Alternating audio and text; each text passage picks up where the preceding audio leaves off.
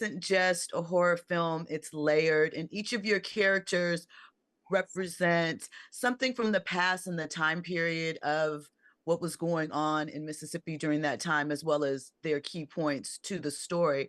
So, could each of you kind of give me your first impressions of the character when you read the script of your character? I had very little. I actually had no idea about the Chinese American community in the Mississippi Delta during that time, but I learned that they were an integral part of history during a very segregated world, and it was really fascinating to learn about not only the way they speak, but the way they were fully immersed in the culture. If you closed your eyes and you just listened to the way they spoke, you would have never imagined them to look like me.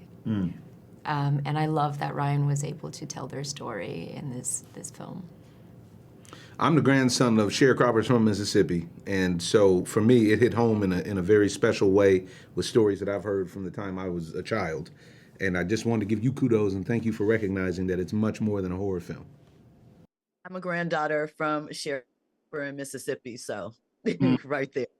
mm. And When Joel, what about you? Because your character, the music birthed there, and there's so many layers within this. So could you speak to that, please? Look at that. I mean, you as an audience, you're getting it. You're understanding. It's resonating for you in the ways that the filmmaker intended, and for us as being part of that story. But you know what? When you ask the question, I've never thought about this before. Swear to God, when you asked the question, what came into my brain was Delta Slim is a magic man. I'm a magic man whose magic has maybe been soiled, sullied, has been dragged through the mud and the dirt, but is still there, still making the music, still surviving, and with my survival has been the history that's connected to that survival. So, but my response when you asked that question was, Magic Man. And I didn't even think in those terms when we were making the work, but that's what I thought when you asked that question. I love that.